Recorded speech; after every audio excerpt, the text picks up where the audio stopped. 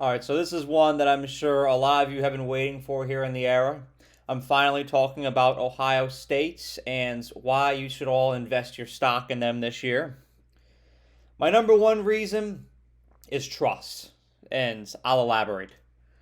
When Tom Brady was quarterback in the Patriots, I trusted that I'd see them in the AFC Championship almost every year. Patrick Mahomes, as quarterback of the Kansas City Chiefs, I trust that the path to the Super Bowl for AFC teams is going to go through Arrowhead Stadium. When I go to Five Guys, I trust that burger is going to be amazing. And when I go to Buffalo Phil's down the street here in Tuscaloosa, I trust that my chicken tender salad is going to be off the charts exceptional. Another team that I group like this is Alabama. I trust that they're going to pave their way to the college football playoff, and Ohio State fits that bracket for me. I trust that Ohio State is going to assemble and curate a team that is competitive for spots in the college football playoff each and every single year. They do it year in and year out. They're one of the most reliable teams in college football. There's always teams that we all speculate are going to be very good and compete for a conference championship and a spot in the college football playoff, like Florida State and LSU this year. A lot of people speculate that those teams will be competitive. Will they actually be, though? And I'm not going to cast any doubt in either of those two. I'm just saying that those are two teams that a lot of people speculate will be very good, but haven't done it yet this year. Ohio State was in the college football playoff last year. They were a play away from the national championship. They've played in a national championship in the past 5 years. They've won a national championship in the past decade. They're proven and they're reliable. That's why I'm saying to invest your stock in Ohio State. I don't think it's going to be any different this year. I know that a lot of people out there think that's going to be because there's a quarterback battle going on right now between Kyle McCord and Devin Brown. And a lot of times when there's a quarterback battle, there's uncertainty, and where there's uncertainty, there's anxiety. Kyle McCord is battling Devin Brown, and people thought Kyle McCord would clearly differentiate himself, but Devin Brown has made it competitive. But because it's competitive, people are very concerned about Ohio State. But I will tell you why I'm not concerned about the Buckeyes offense, and it comes down to three words: Marvin Harrison Jr. You could put me in at quarterback for the Ohio State University this year, and I could absolutely shine throwing to that young man. I mean, he is the pinnacle of college football right now, especially when it comes to receivers. He is one of the best single talents in the NCAA right now. He may be drafted in the top three, and especially when you pair him with Emeka Egbuka, I mean, that is a dangerous combo, and I pray for any defensive unit that has to line up on the opposite sides of that wide receiver duo this year, because that is going to be very challenging to cover. So my point is whether it's Kyle McCord or Devin Brown starting for the Buckeyes this year, they're going to be just fine.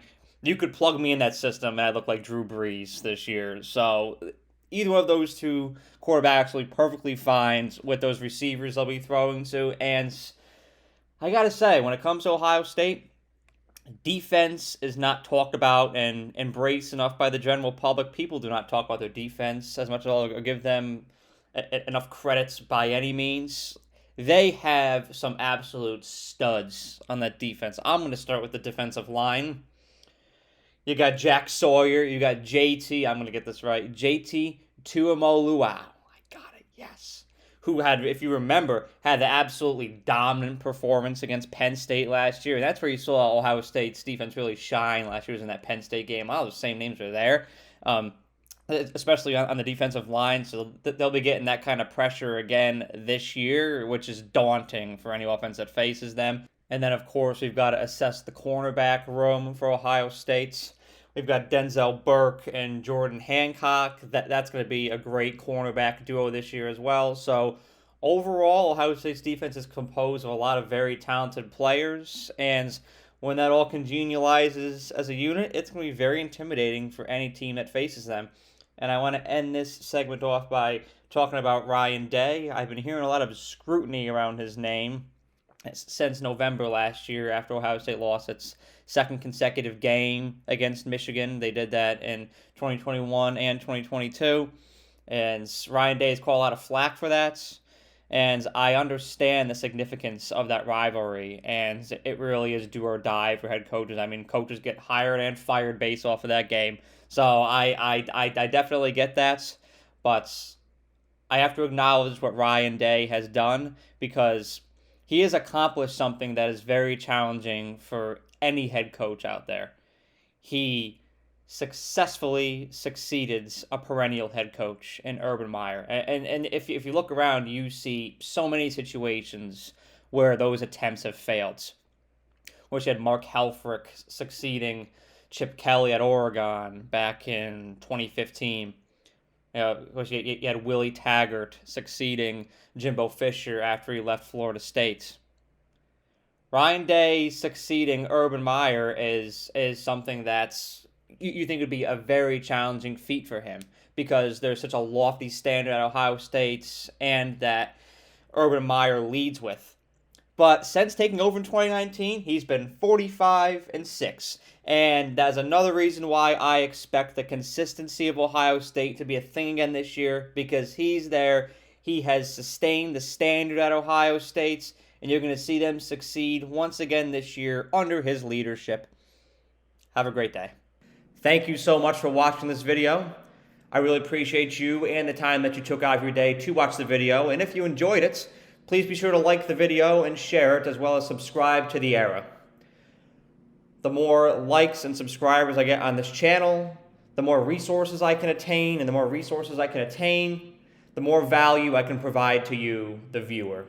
And that is how I show my appreciation for you for the time that you devote to watching my videos. So thank you so much, and have a great day.